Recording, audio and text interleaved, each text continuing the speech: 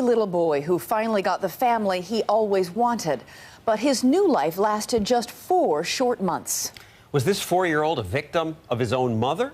Or is what happened to him a medical mystery? Juju Chang with a case that has many bizarre twists.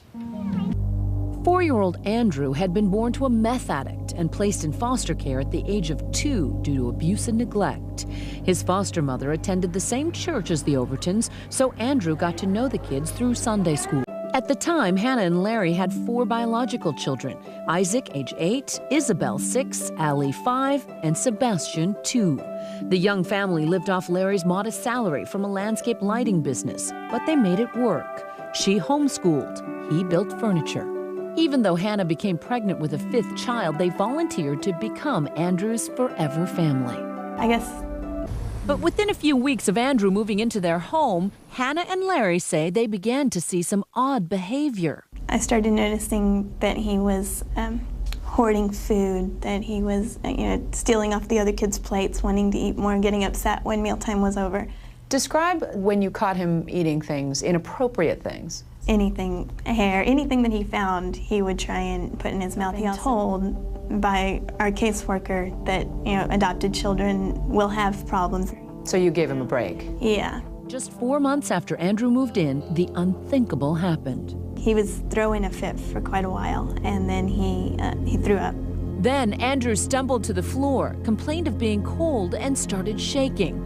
Hannah says she suspected the flu and asked her husband to come help. She wrapped Andrew in blankets and tried to warm him up. He still continued to say he was cold. My husband and I put him in a warm bath. The Overtons say it wasn't until an hour and a half later that they saw no improvement in his condition. This was no flu. He was breathing kind of congested. It kind of like a gurgling sound in the back of his throat, and he was moaning. They put Andrew in the car and raced to the hospital. When he arrived at the clinic, Andrew's condition was critical. Blood tests revealed Andrew had salt poisoning, with the sodium level almost double the norm, among the highest levels ever recorded. Dr. Edgar Cortez treated Andrew that day. I've never seen a sodium that high in anyone. If you take salt at a level faster than your body can remove it, your sodium level will go up.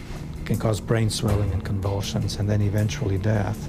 Investigators, Andrew Bird's sudden and bizarre death by salt poisoning was no accident. The authorities quickly began weaving a sinister tale of murder. A pregnant mother of 4 who became overwhelmed with the arrival of a foster child. Nueces County prosecutor Sandra Eastwood. Andrew had an enraged mother who didn't, I don't think, love him the way that she loved her own biological children. The prosecution's theory was that Hannah turned abusive, ultimately forcing him to consume a toxic dose of this Creole seasoning. Boils down to a woman who tortured a child, making him sleep on rough plywood, burning sheets. Becoming so enraged, she forced him to have 23 teaspoons of hot pepper, and then watching him die in agony for 2.5 hours. A grand jury charged both Hannah and Larry Overton with killing Andrew Bird, capital murder, an automatic life sentence. But the Overtons' church community, led by Pastor Rod Carver and his wife Noreen, saw the accusations as ludicrous. The church even raised $700,000 for their defense. From day one of Hannah's trial, prosecutors attacked Hannah's seemingly calm, motherly demeanor and made her out to be an abusive monster. A comment someone made was that it appeared that this child had been in a fight with a porcupine. I remember some kind of injury that was there. I remember there was either bruising on the elbows or the knees. And there was more damning testimony, this time from Andrew's foster mother before he lived with the Overtons, Sharon Hamill. Andrew was not a difficult child to take care of.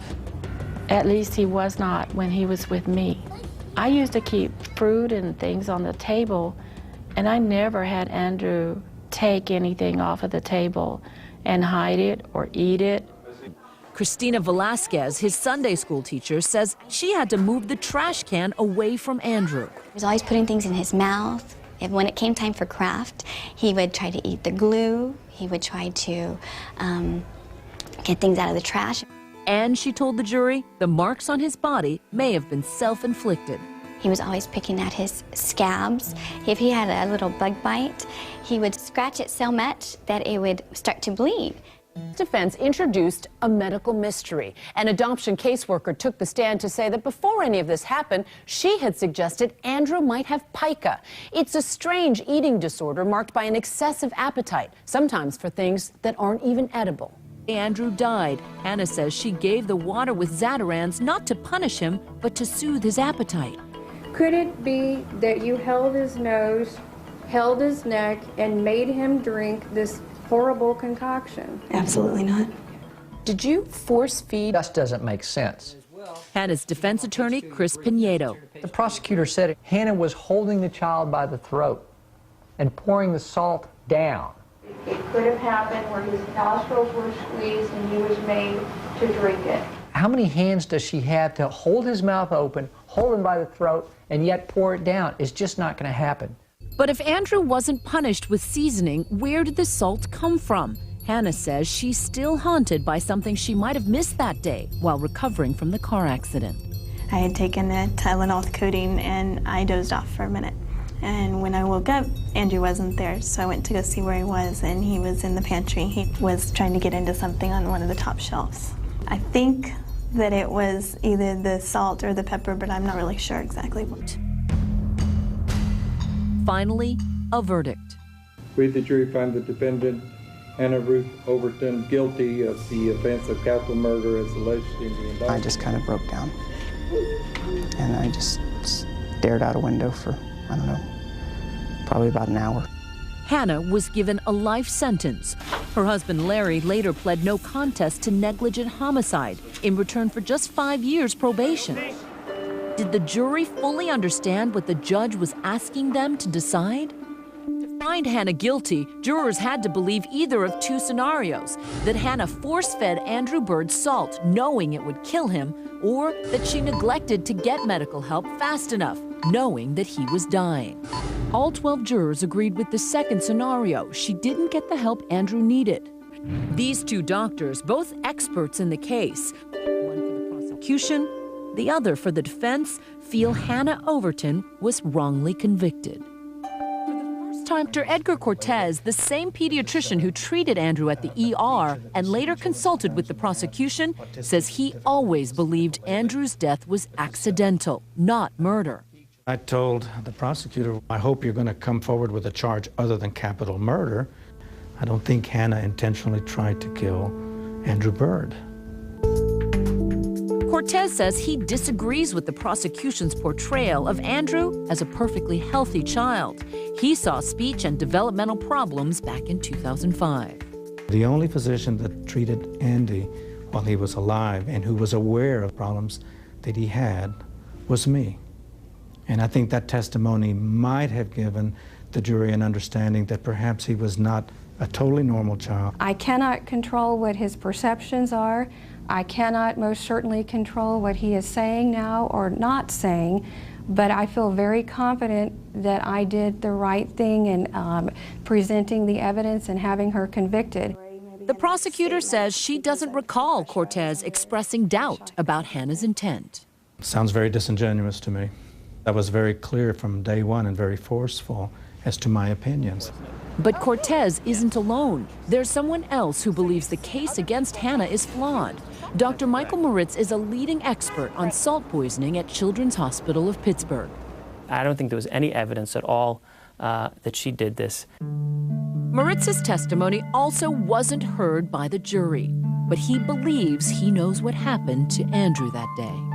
I think he was in one of his feeding binges, and he was having a tantrum, and he was unsupervised for a brief period of time, and I believe that he ingested a large amount of salt. An outsider would say, why would a child eat that amount of salt? A normal child would not, but a child with pica would. Dr. Moritz has researched extensively about salt poisoning and its connection to pica. He's even published an article citing a distinctive pattern. When I pulled all the cases of salt poisoning in the literature, they all fit the same profile. Children within that age group of 2 to 6 years of age, in foster care, from abusive homes or with behavioral problems, who had history of pica, who by all accounts appeared to have voluntarily ingested large amounts of sodium. But the crucial issue remains. Did Hannah know the child was dying that day? I think she was angry and enraged, was wanting to punish him and hurt him, and then realized, oh my gosh, I've really hurt him here. Do you think Hannah Overton knew her child was dying? No, I don't believe she did. I think most people would never suspect salt poisoning, since it's something that's sufficiently rare that probably very few pediatricians or emergency room in the country have ever encountered. Do you regret trying to adopt Andrew? No. I wouldn't give up that 4 months with him. He had a mommy and daddy and brothers and sisters, what he called his forever family. I wouldn't take that away because we've had to go through a lot of pain since then. It's not fair to him or to us.